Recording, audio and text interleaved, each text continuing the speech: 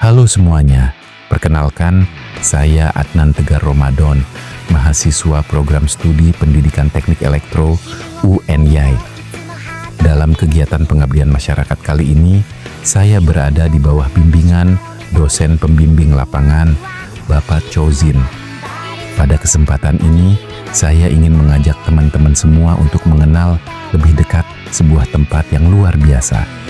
Tempat saya melaksanakan pengabdian, yaitu Panti Asuhan Gotong Royong. Panti asuhan ini berlokasi di lingkungan yang cukup asri, tepatnya di Dusun Jaranan, Kelurahan Pangguharjo, Kapanewon Sewon, Kabupaten Bantul, Daerah Istimewa Yogyakarta.